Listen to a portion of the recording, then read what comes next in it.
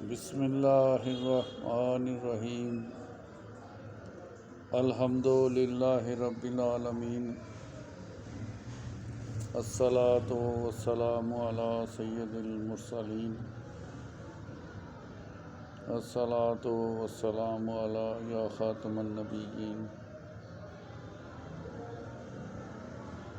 اللہ تعالیٰ نے ساری کائنات بنائی اور جتنی بھی مخلوق بنائی اس کو اپنا حکم بھیجا۔ ساری مخلوق اللہ تعالیٰ کے حکم کی پابند ہے۔ سورج کو جو حکم دیا اللہ تعالیٰ نے وہ مانتا ہے۔ چاند کو جو اللہ تعالیٰ نے حکم دیا ہے وہ اسی طرح چلتا ہے۔ زمین کو جو حکم دیا ہے وہ اسی طرح چل رہی ہے۔ باقی مخلوقوں کو بھی جو حکم دیا اللہ تعالیٰ نے وہ اس کی پابند ہے۔ اور دو مخلوق اور بنائی جو اسپیشل اللہ تعالیٰ نے اپنی عبادت کے لیے بنائی، تو وہ ہیں جن اور انسان۔ لیکن اللہ پاک نے جو نبی اور رسول بھیجے نا وہ صرف انسانوں میں سے بھیجے۔ جنوں کو بھی اللہ تعالیٰ نے ان کے تھرو ہی ہدایت دی۔ اب اللہ تعالیٰ کو اپنا حکم جو ہے نا وہ بہت زیادہ عزیز ہے۔ اس کے لیے اللہ تعالیٰ نے نبی اور پیغمبر اور رسول بھیجے کہ جاؤ میرے بندوں کو جتنے بھی بندے ہیں نا یہ سب اللہ کے ہیں، تو میرے بندوں کو یہ پیغام پہنچا دو کہ میں ہی سارا قادر مطلق ہوں، مجھے ہر طرح کی قدرت حاصل ہے۔ جاؤ میرے بندوں کو بتا دو کہ اس بات پر عمل کریں جو میں اپنے رسولوں اور نبیوں کے ذریعے آپ تک پہنچا رہا ہوں۔ تو جن لوگوں نے اللہ کے نبی اور رسول کی بات مانی وہ کامیاب ہوئے، اور سب میں آخر میں حضرت محمد صلی اللہ علیہ وآلہ وسلم کو بھیجا اور ان کو اپنا کلام قرآن پاک کی شکل میں عطا کیا۔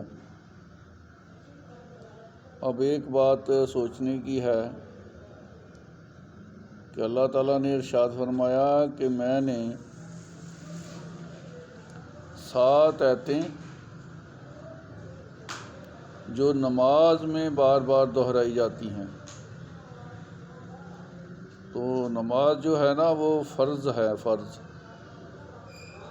فجر کے 2 فرض، ظہر کے 4 فرض، عصر کے 4 فرض، مغرب کے 3، عشاء کے 4 اور 3 وتر، پھر سنتے ہیں 2 صبح کی، 6 جو ہے نا ظہر کی اور 2 مغرب کی اور 2 عشاء کی۔ تو اللہ تعالیٰ نے فرمایا کہ یہ جو 7 آیتیں میں نے نازل کی ہیں نا کہ نماز میں بار بار دہرائی جاتی ہیں،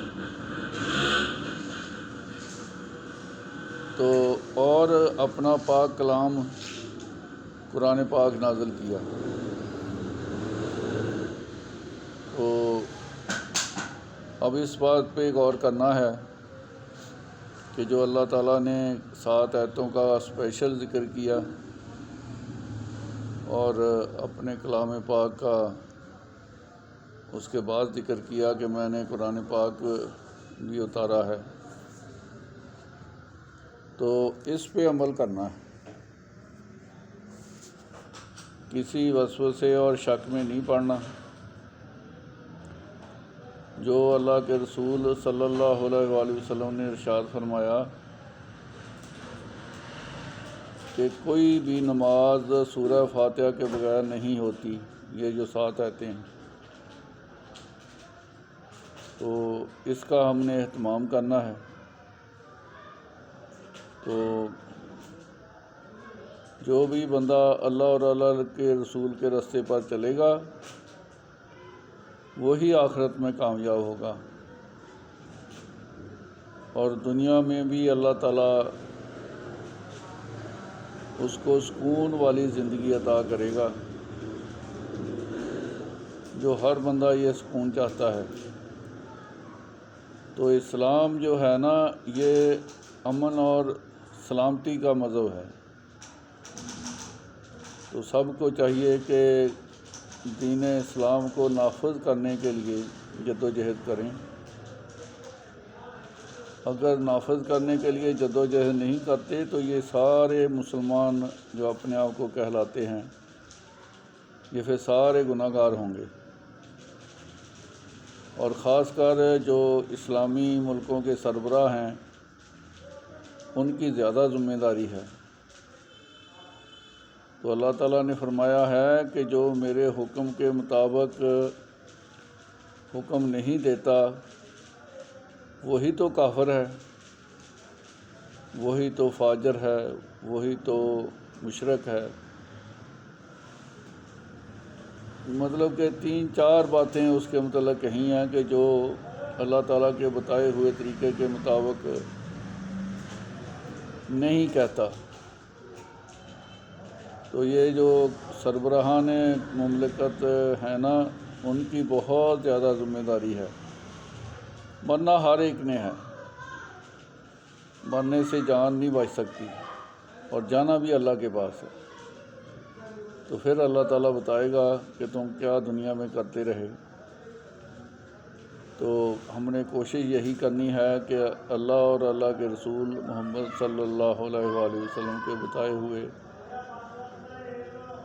سنت طریقے پر عمل کریں اور دوسروں کو اس کی دعوت دیں۔ کہتے ہیں کہ ایک گھڑی کا یہ غور کر لینا کہ کیسے یہ دین پہ لوگ آ جائیں، دوزخ سے بچ کے جنت میں جانے والے بن جائیں، امن اور سلامتی والا دین اختیار کر لیں تاکہ پوری دنیا میں امن اور سلامتی ہو جائے۔ تو وہ کہتے ہیں کہ 70 سالہ بے ریا عبادت سے وہ افضل ہے، بلکہ یہ یہاں تک کہہ دیا کہ وہ دنیا کی ساری چیزوں سے زیادہ افضل ہے۔ اللہ تعالیٰ نے قرآن پاک میں فرمایا کہ اور اس سے اچھی بات کس کی ہو سکتی ہے جو لوگوں کو اللہ کی طرف بلائے۔ اللہ تعالیٰ سے دعا کرنی ہے کہ اللہ تعالیٰ ہماری غلطیاں کوتاہیاں معاف کرے، اور دوسرے بھائیوں کے لیے دعا کیا کرو، ان کے لیے بخشش مانگا کرو۔ یہ ساری مخلوق جو انسانوں کی ہے نا، یہ ایک کنبہ ہے، تو دوسرے کی ہم نے بھلائی چاہنی ہے۔ تو بھلائی اسی میں ہے کہ سارے دوزخ سے بچ کے جنت میں جانے والے بن جائیں۔ السلام علیکم ورحمۃ اللہ وبرکاتہ۔